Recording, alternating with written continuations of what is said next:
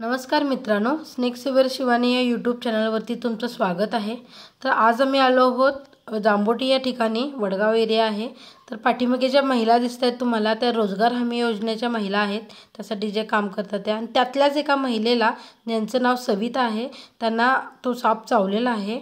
तर त्यासाठी आम्ही भेट देण्यासाठी त्यांच्या इथं आलो आहोत।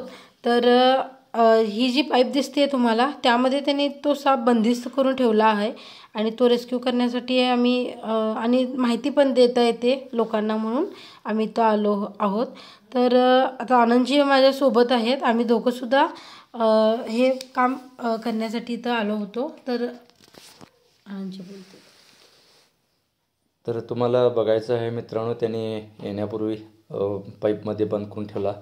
खरं तर काही लोकांचं त्याला मारावं असं होतं, कारण महिलेला चावलेला होता। पण इथले ते प्रमुख आहेत सामाजिक कार्यकर्ते, त्यांनी आम्हाला बोलवलं आणि त्याच्याविषयी आम्ही माहिती सांगितली। आणि काल तर आम्ही रील किंवा शॉर्ट्समध्ये असं म्हटलं होतं की निमविषारी वगैरे असा उल्लेख केला होता।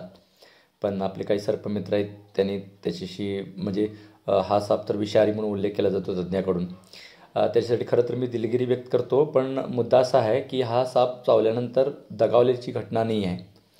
याचा अर्थ हा विषारी आहे, पण विषारी किंवा निमविषारी म्हणणं चुकीचं आहे।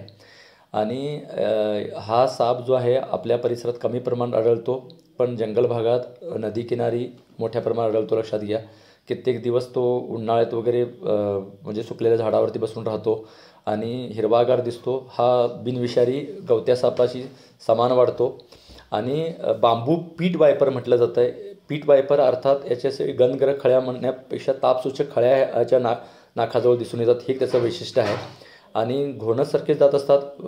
तर पीट वायपर म्हटलं तर वायपर प्रजातीला येतो, म्हणजे घोणसारखं जे विषारी आहे, पण प्रमुख 4 विषारी सापामध्ये नाही।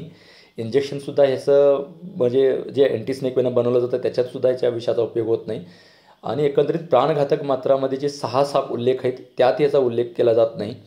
आणि त्यामुळे दुसरी गोष्ट म्हणजे हा सर्प चावून दगावल्याची घटना नाही आहे। सूज येते, वेदना होऊ शकतात आणि या सापाविषयी वेगळं इंजेक्शन पण नाही आहे, म्हणजे याच्यापासून बनवलेलं।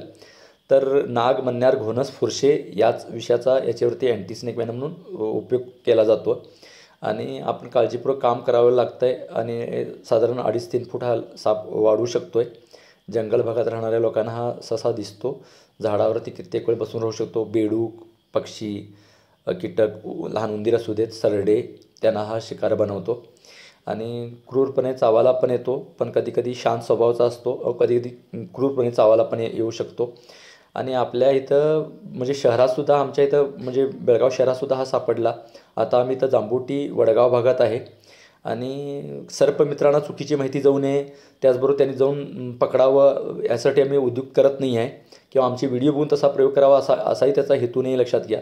खरी माहिती जाऊन पोचावी यासाठी हा प्रयत्न होता आणि या लोकांचीसुद्धा आभार। खरं तर गैरसमजुतीनं, अज्ञानानं, अंधश्रद्धेनं सापाला मारलं जातं आहे, पण याने असं न करता हा चावलेला असूनसुद्धा माहिती करून घेतली आणि त्याला मारायचं नाही ठरवले आणि सुपूर्द केली। ही माहिती आपल्यापर्यंत पोचवतावी हा प्रयत्न त्यातून आम्ही केला आणि लागलीच आम्ही हा इथं जंगलातही सोडणार आहे। ह्या लोकांचे विशेष आभार। आपण सांभाळून कार्य केलं होतं। ते खरं तर घाबरलेत आणि त्यांना दवाखान्यात घेऊन गेलेत, ज्यांना सर्पदंश झालेला आहे। आणि येथील लोकांचे आभार मानावे लागतील, कारण त्यांच्यामुळेच हा सापाला आम्ही आपल्यापर्यंत पोचवू शकलो आणि ही माहिती फार कमी प्रमाणात ह्याचे व्हिडिओ वगैरे बनतात, ही माहिती आपल्यापर्यंत देऊ शकलो। चापडी बांबू पीट वायपर हा विषारी साप आहे आणि या सापापासून चावून दगावल्याची घटना नाही, त्यामुळे मी काल निमविषारी म्हटलं होतं, पण हा विषारी साप आहे।